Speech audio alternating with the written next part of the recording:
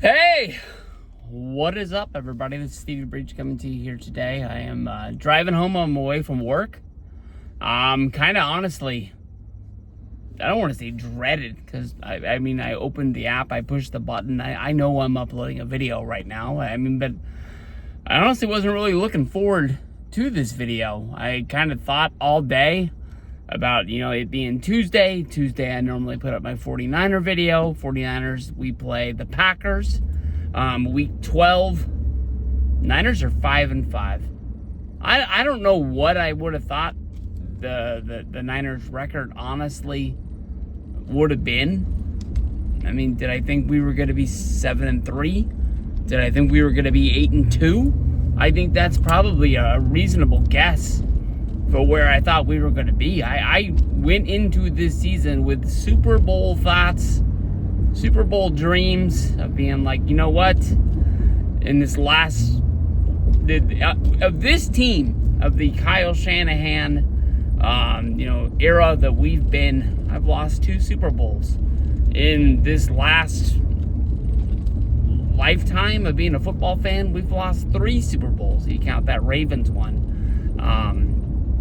Back in the day. I don't know, man. Like, the one good thing that I could think of to hang my hat on as a good stat to go into this Niners versus Packers game is that the 49ers this season have never been under 500. We've never had to dig our way out of the hole. So we've kind of like one loss, the whole way down. So that means, just put it in the books, we're going to beat the Packers, right? I think the Packers are a good team. I think they border on being a great team. I don't think they're all the way there.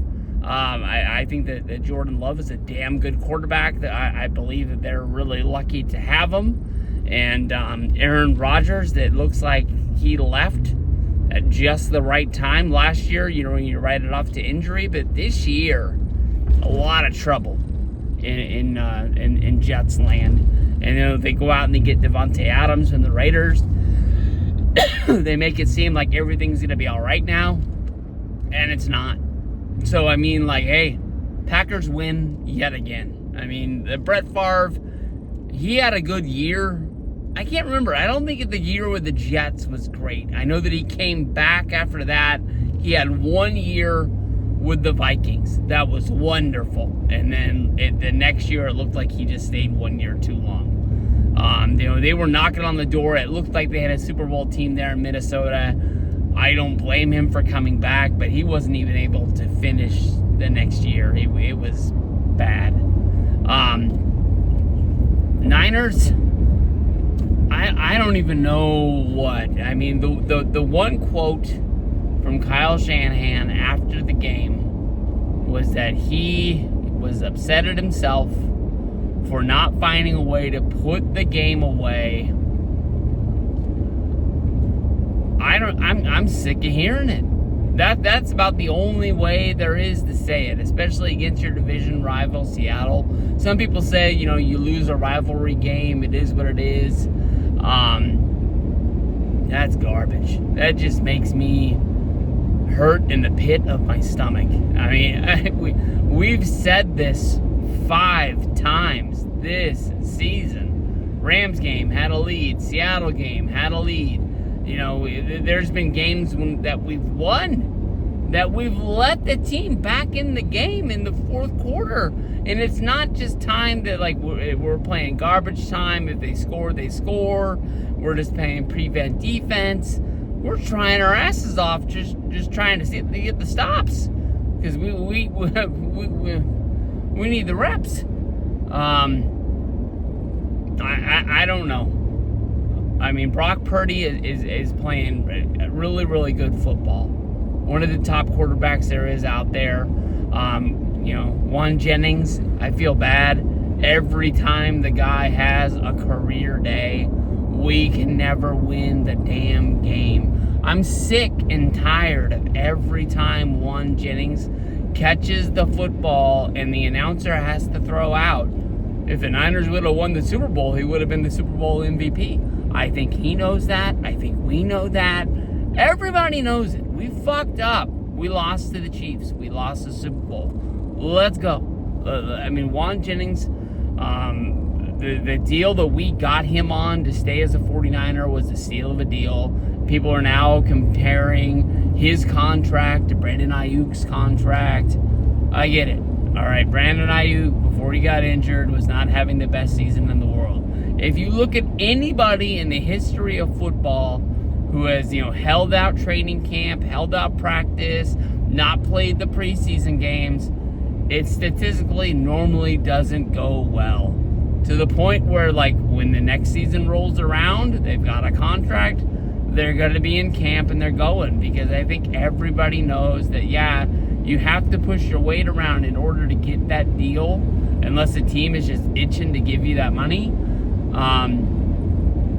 It's just the way football's done. I think every football fan, I think every football coach, every football GM, everybody besides for the players that have to do it, would rather the guys be in camp.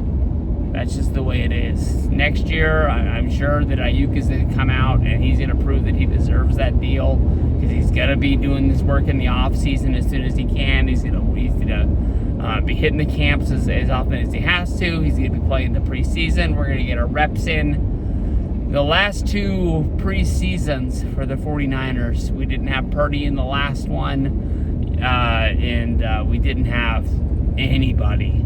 Those preseason games this year were a joke. Until Deebo Samuel and Greg Kittle played in the last game, it was like the no stars game. Everybody was out there, just being on the sideline. In 2000, it might have been 1999, it was one or the other. The All-Star game came to Atlanta. I was pumped. I wanted to go there. We scored tickets from a baseball card shop that I went to, On Deck Sports Cards, in Lilburn, Georgia, in Gwinnett County. And we went there. I thought it was going to be the best moment of my life. And it was bad. I thought I was going to see all these guys that I'd grown up my whole life. I believe that Clemens and Piazza had just gotten in a fight right before the All-Star game. They didn't show up. Mark McGwire was hurt, this, that, or the other, and it just was like this long list of guys that you thought was going to be there weren't there, and that was the Niners preseason. I feel bad for anybody that goes to those games, that travel to go to that games, that spend money on those games.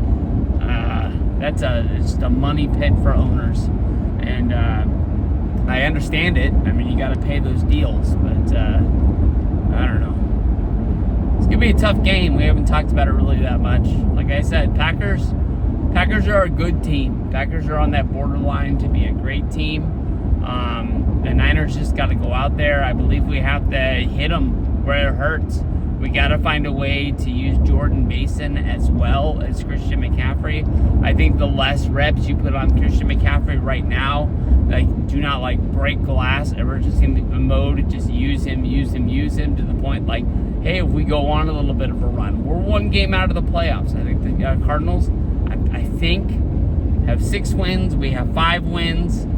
That's doable. That's catchable. We can still win this division no matter how bad we are. I remember one year, it was the year that the Seahawks came for real when Marshawn Lynch did that huge run against the Saints and they upset him in the playoffs. There was the rules are the rules. It is what it is. Every division gets to have somebody in there. But the Seahawks won the division with a losing record, and they got into the playoffs, and everybody was throwing their arms up in the air.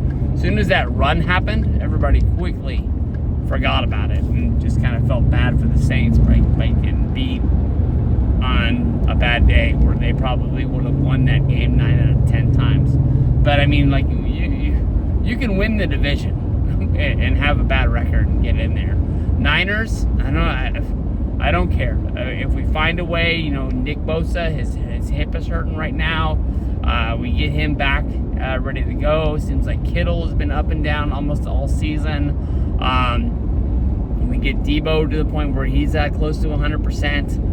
We can beat anybody. We got Fred Warner. We got one hell of a defense. We just got to put it together all in the same day. One thing that I was thinking right before I started this video that I thought was going to be the opening quote. I don't know how I used to make these videos when the 49ers were fucking bad. I apologize. But when the Niners were winning like 4 to 6 games a year, and I still was making pre-game, post-game videos, I don't know how the hell I did it. But right now, the team's great on paper, and we're just not winning games. And I don't know how to solve it. I don't know. My biggest fear is that at the end of the year, we kind of fall back to the way it was. If you remember the end of McMahon? No shit, what's his name? Oh, this is gonna be bad. I just brain farted his name. But you know, when the whole Colin Kaepernick thing went down, you know, the coach wanted more room. Our GM didn't want to give it to him because they felt like they wouldn't need him anymore. Everybody wanted to make more decisions.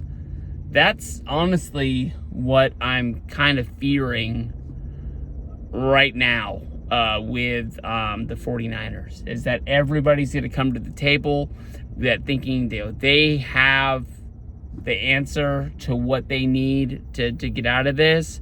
And next thing you know, GM and coach aren't on the same page. One of them leaves, and we got Jim Tomsula yet once again. I'm not looking forward to that at all. So we gotta win. We gotta win, and we gotta figure out a way to get out of this right now. This up and down 50-50 football sucks. We're a better team than this. That's the only way it is. On Sunday, I'm gonna be rooting. Mike, I know you'll be watching your Packers out there, so you'll be rooting for them, but I hope we hand you a big fat L. That's just about the only way. Little Alex, that guy's a good friend. I mean, he could have really, gone out there, just gone full Shaq mode, tell me how my ass tastes, and he didn't do it. So I'm lucky for that, but I don't want to lose to my friends back-to-back weeks. We got to beat the Packers. That's just about the only way it is to do it.